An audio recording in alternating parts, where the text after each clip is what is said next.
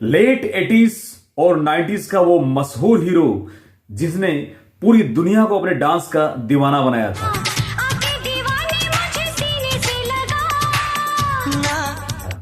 जी हां, जिन्होंने बॉलीवुड की कई अभिनेत्रियों को अपने इशारों पर नचाया था।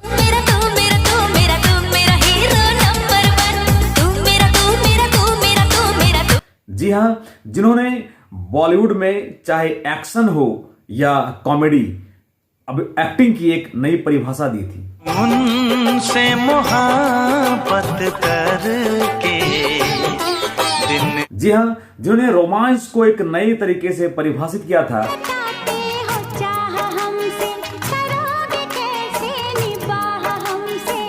जिन्हें हम कॉमेडी किंग के नाम से भी जानते हैं। आ गए दो दिल जहां। जी हां, वही मशहूर अभिनेता गोविंदा। मैंने तुझे याद ना किया हो। तो नमस्कार, आदाब, सत श्री अकाल, जोहार, प्रणाम। मिथिलेश कुमार का प्यार भरा नमस्कार। इन दिनों गोविंदा की जो लाइफ है उसमें काफी उथल पुथल है और उसकी जो वजह है वह है गोविंदा और उनकी पत्नी सुनीता आहूजा के तलाक के चर्चे। जी हां, अगर गोविंदा की बात की जाए तो 1963 में जन्मे गोविंदा की जो फिल्मी शुरुआत हुई थी फिल्मी कैरियर की, वो 1986 में आई फिल्म इल्जाम से उन्होंने बॉलीवुड में डेब्यू किया था। और उसके बाद 1987 में गोविंदा ने अपने मामा की सिस्टर इन लॉ से सुनीता आहूजा से शादी किया था। और उसके बाद से गोविंदा और सुनीता आहूजा की जो बेहद खूबसूरत जोड़ी है, बॉलीवुड की खूबसूरत जोड़ियों में से एक, उसे कई रियलिटी शोज और कई पार्टी फंक्शन में देखा जाने लगा था। उसके बाद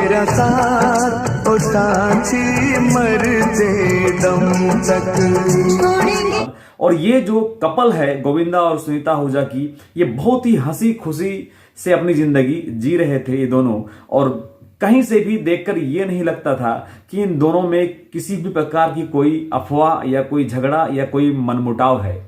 लेकिन जी हां, बीते 25 फरवरी को एक खबर आई और उस खबर के अनुसार ये वायरल हो गया ये न्यूज कि गोविंदा और सुनीता आहूजा दोनों अब तलाक लेने वाले हैं।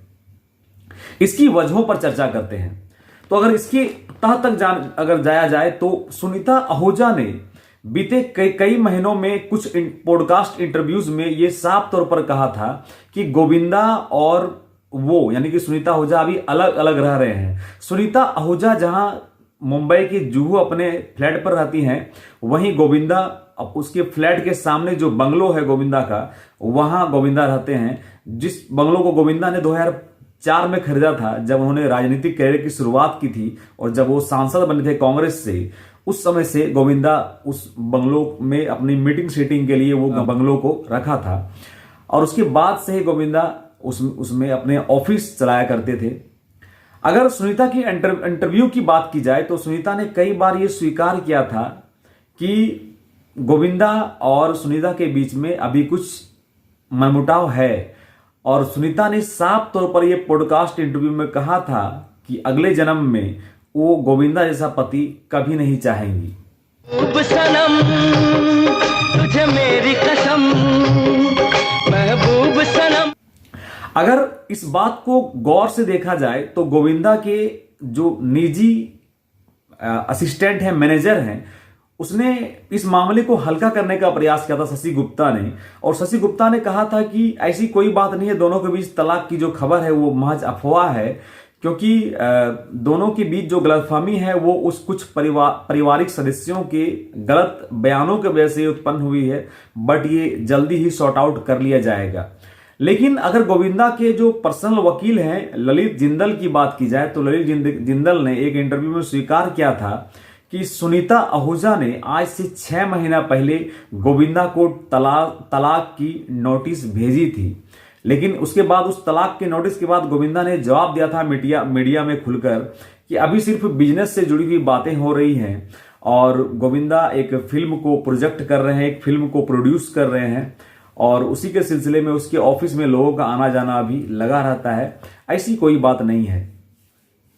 अगर गोविंदा के एक करीबी की माने तो उन दोनों की जो जोड़ी है उस नोटिस के बाद इन दोनों के रिश्ते में काफी खटास आ गई थी, लेकिन उसके बाद मैटर को सुलझा लिया गया था और गोविंदा और उसकी धर्म पत्नी सुनीता आहूजा को नेपाल के पशुपतिनाथ मंदिर में बाबा भोलेनाथ के मंदिर में पूजा करते हुए देखा गया था। उसके बाद ये माना जाने लगा था कि मैटर को सॉर्ट आउट कर लिया गया है। लेकिन जब 25 फरवरी को ये न्यूज आती है कि दोनों के बीच सब कुछ सामान्य नहीं है, तो ये खबर एक बार फिर से जोर पकड़ी है कि क्या दोनों का डाइवोर्स होने वाला है, यानी तलाक होने वाला है। अगर गोविंदा के करीबियों की माने तो इन दिनों गोविंदा की जो नजदीकियां है एक 30 वर्षीय मराठी हीरोइन के साथ उनकी नजदीकियां बढ़ी हुई हैं और सुनीता इसी को लेकर परेशान थी और यही वजह है कि शायद दोनों में तलाक होने वाला है।